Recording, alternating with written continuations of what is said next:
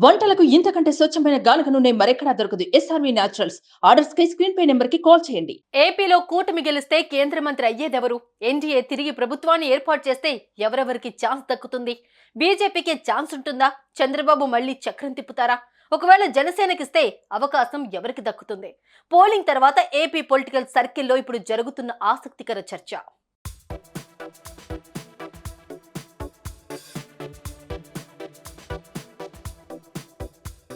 ఆంధ్రప్రదేశ్లో 25 పార్లమెంటు స్థానాలున్నాయి. పొత్తులో భాగంగా బీజేపీ 6 చోట్ల, జనసేన 2 చోట్ల, టీడీపీ 17 చోట్ల పోటీ చేస్తున్నాయి. కేంద్రంలో ఖచ్చితంగా ఎన్డీఏ హ్యాట్రిక్ కొడుతుందని టీడీపీ, జనసేన భావిస్తున్నాయి. అదే జరిగితే ఏపీ నుండి ఖచ్చితంగా ఒకరికి కేంద్ర కేబినెట్లో చోటు దక్కే అవకాశం ఉంది. అయితే ఆ ఛాన్స్ ఎవరికి దక్కుతుంది అన్న చర్చ నడుస్తోంది.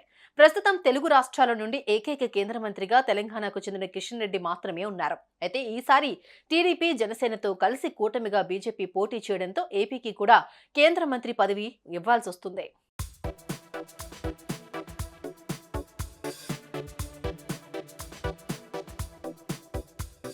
ముందుగా బీజేపీ నుంచి చూస్తే బీజేపీ రాష్ట్ర అధ్యక్షురాలుగా ఉన్న దగ్గుబాటి పురంధేశ్వరి రాజమండ్రి ఎంపీగా విజయం సాధిస్తే ఆ ఛాన్స్ ఆమెకే దక్కే అవకాశం ఉంది. కేంద్ర మంత్రిగా పనిచేసే అనుభవం ఉండడం, బలమైన సామాజిక వర్గానికి చెందిన మహిళా నేత కావడం ఆమెకు కలిసొస్తుంది.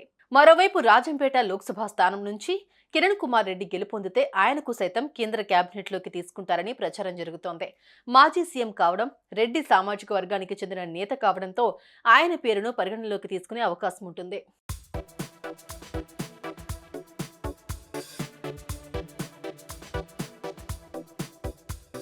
ఇక జనసేన విషయానికి వస్తే ఆ పార్టీ నుండి ఇద్దరే ఎంపీ అభ్యర్థులున్నారు.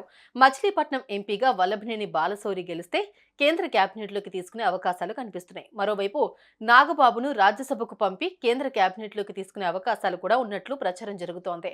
మొత్తానికి కేంద్రంలో అయితే జనసేన అధినేత పవన్ కళ్యాణ్ చక్రం తిప్పేలా రాష్ట్ర రాజకీయం ఉండబోతుందని అంటున్నారు.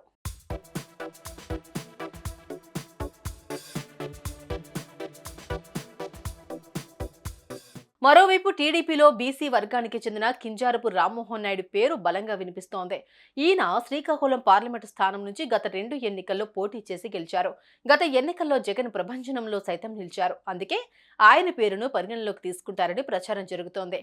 అటు కమ్మ సామాజిక వర్గానికి చెందిన పెమ్మసాని చంద్రశేఖర్, రెడ్డి సామాజిక వర్గం నుంచి వేమిరెడ్డి ప్రభాకర్ రెడ్డి వంటి వారి పేర్లు కూడా వినిపిస్తూ ఉన్నాయి. అయితే ఏపీకి కేంద్ర కేబినెట్లో 2కు మించి మంత్రి పదవులు దక్కే అవకాశాలు లేవు. కానీ జాబితాలో 10 మంది వరకు ఉండటం విశేషం. మరి ఎంతమందికి అవకాశాలు దక్కుతాయో తేలాలి అంటే కూటమి ఘన విజయం సాధించాలి. ఆ విజయంలో ఎవరి పాత్ర, ఎవరి బలం ఏంటో అన్నది తేలాలి.